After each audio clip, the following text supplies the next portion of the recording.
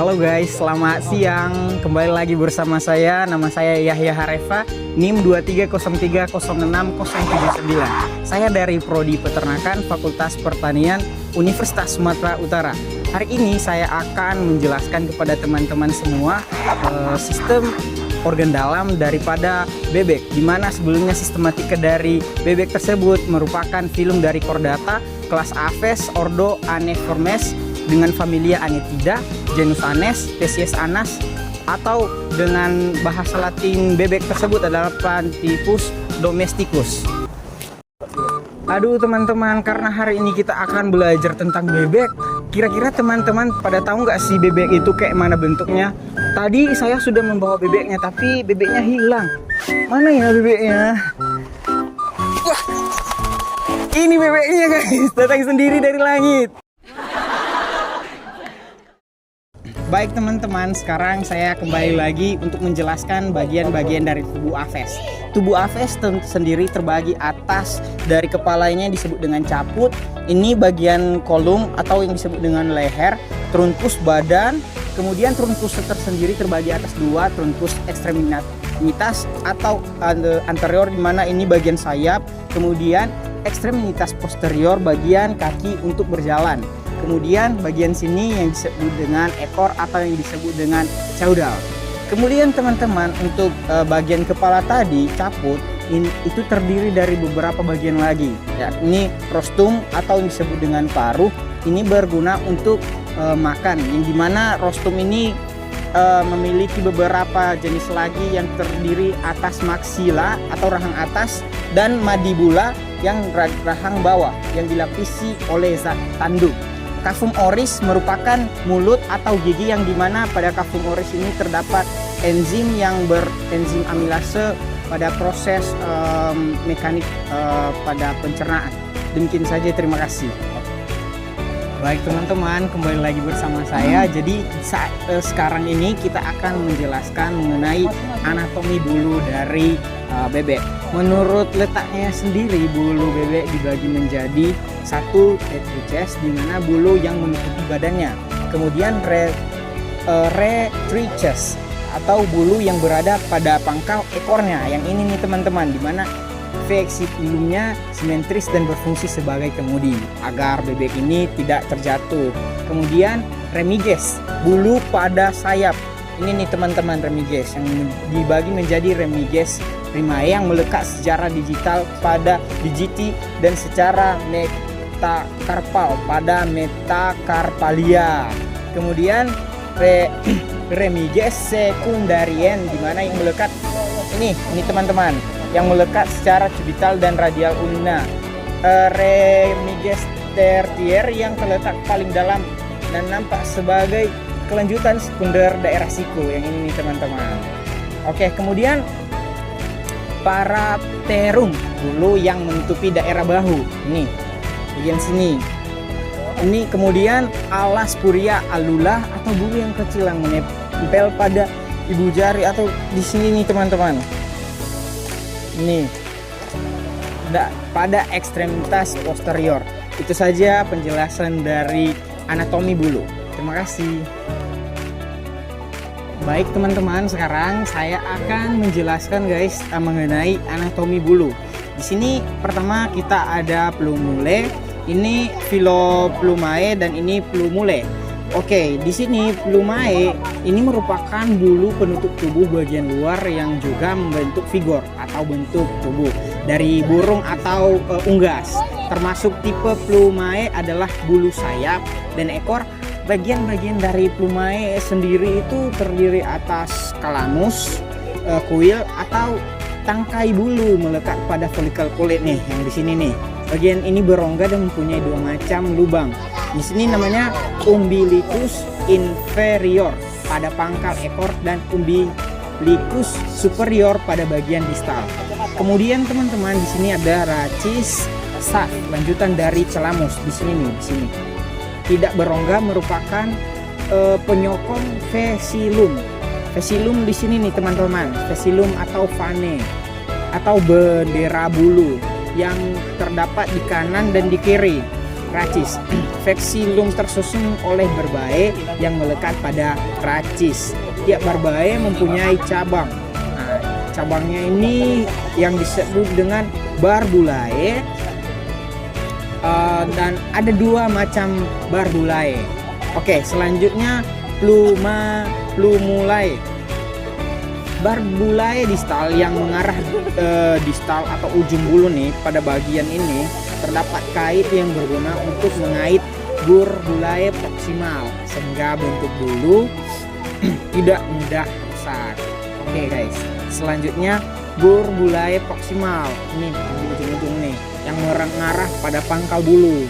Ini sebenarnya ada 2 arah ya guys. Ini tipe ini banyak terdapat pada unggas atau bangsa unggas yang masih muda, yang sedang mengeram, ya, dimana ini yang berguna untuk mengurangi hilangnya panas tubuh. Kemudian ini mempunyai kalamus yang pendek, racis mereduksi, dan barbae panjang dan fleksibel, sedang barbulainya pendek. Kemudian teman-teman, kita akan melanjutkan pada Phyloplumae. Tipe ini mempunyai bentuk seperti rambut dengan tangkai bulu yang panjang dan pada ujungnya terdapat barbae dan barbulae. Tipe ini tumbuh merata tapi sangat jarang. Ini teman-teman, ini sangat jarang tumbuh. Ini fungsi bulu ini masih jelas belum diketahui. Ini tadi barbae, Phyloplumae, ini plumule, dan ini Phyloplumae. Demikian saja teman-teman, terima kasih. Halo guys, jadi di sini saya akan kembali lagi menjelaskan mengenai sistem digestoria pada itik. Dimulai dari rostum, paruh, merupakan mulut pada aves, disusun oleh maksila rahang atas dan mandibula rahang bawah yang dilapisi oleh zat tanduk. Kemudian di sini ada esofagus, merupakan saluran lewatnya makanan setelah masuk melalui rostum. Pada esofagus terjadi gerakan peristaltik yang berfungsi mendorong makanan masuk ke organ pencernaan selanjutnya. Oke, organ pencernaan selanjutnya adalah inglovies atau krop, atau bisa disebut dengan pembolok. Merupakan organ berbentuk seperti kantong yang berfungsi sebagai tempat penyimpanan makanan sementara pada ternak unggas. Pada krop, makanan akan dilunakkan dengan getah yang dihasilkan oleh krop. Kemudian di sini dilanjutkan oleh proventriculus yang berfungsi sebagai tempat pencernaan makanan secara enzimatis. Kemudian ventriculus atau gizzard atau angkola, tempat berlangsungnya pencernaan makanan secara mekanik dengan batuan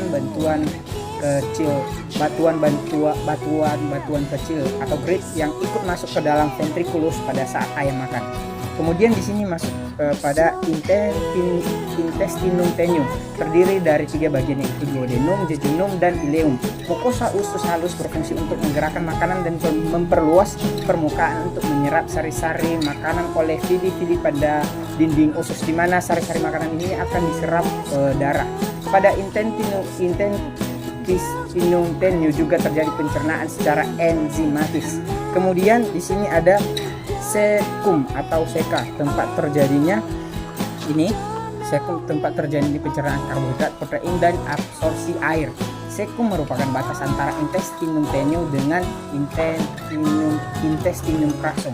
Kemudian dilanjutkan oleh intestinum crassum, berfungsi untuk mengolah sisa-sisa makanan yang tidak tercerna menjadi feses. Kemudian di sini dilanjutkan oleh rektum. Rektum berfungsi untuk menampung feses sebelum dikeluarkan melalui kloaka. Oke, di terakhir ini adalah kloaka, merupakan organ pencernaan akhir yang berfungsi untuk jalannya keluar sekreta, yang dimana sekreta merupakan 3 jalur atau 3 muara yang keluar pada satu lubang.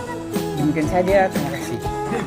Baik, selanjutnya saya akan menjelaskan sistem respiratory atau yang disebut dengan sistem pernafasan pada unggas. Jadi dimulai pertama-tama nares, ya. Nares ini terdapat pada kepala, yang di sini bagian paruh, di mana organ pernafasan bebek yang pertama adalah nares atau yang disebut dengan juga lubang hidung. Lubang hidung pada bebek ini berguna untuk mengambil udara atau oksigen, gas O2, sehingga bebek bisa bernafas dengan baik. Di dalam lubang hidung bebek juga terdapat bulu-bulu halus. Nah, fungsi bulu-bulu halus ini yang terdapat pada lubang hidung bebek ini digunakan untuk memfilter atau menyaring udara yang masuk melalui nares tadi. Oke, kemudian di sini ada glotis atau laring. Di sini nih teman-teman. Ya, laring posisi ada di pangkal trakea bagian atas. Laring ini mempunyai perbedaan, yaitu laring itu adalah pangkal dari trakea bagian atas, sedangkan glotis itu adalah celah masuknya udara ke dalam trakea. Laring juga mempunyai fungsi sebagai jalan masuknya udara selama proses inspirasi. Proses inspirasi adalah proses di mana bebek sedang menarik nafas atau oksigennya itu masuk ke dalam paru-paru. Sehingga selain itu, laring juga digunakan untuk membantu proses menelan makanan, mengatur suara, dan membantu mengelola tekanan intratroasis. Oke. Selanjutnya trakea. Ini nih yang panjang ini teman-teman.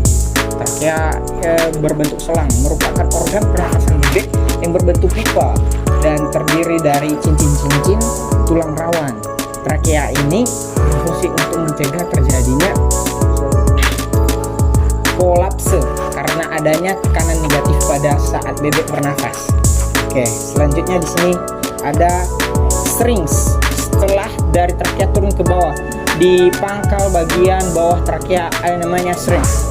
Di dalam strings itu terdapat lipatan-lipatan berupa selaput, di mana selaput ini juga jika dia bergetar maka akan mengeluarkan suara. Suara ini bisa timbul saat proses pernafasan ekspirasi atau mengeluarkan gas CO2 atau karbon dioksida. Ini terjadi ketika strings bekerja sebagai katup penjaga kelarasan tekanan udara. Jadi strings ini fungsinya adalah untuk mengeluarkan suara pada bebek. Nah, selanjutnya sini teman-teman, nih bronkus. Bronkus adalah setelah strings. Ini bronkus, ada dua cabangnya, bronkus kanan dan bronkus kiri, di mana nanti bronkus ini akan berhubungan dengan alveolus yang ada di dalam pulmo atau di paru-paru. Di alveoli ini ada terjadi pertukaran gas. Selanjutnya setelah bronkus ada lagi bronkiolus. Bronkiolus merupakan penghubung atau jejaringan yang berupa selang kecil yang menghubungkan antara bronkus dengan alveolus, di mana bronkiolus ini juga fungsinya untuk menghantarkan atau mengatur keluar masuknya gas oksigen atau karbon dioksida.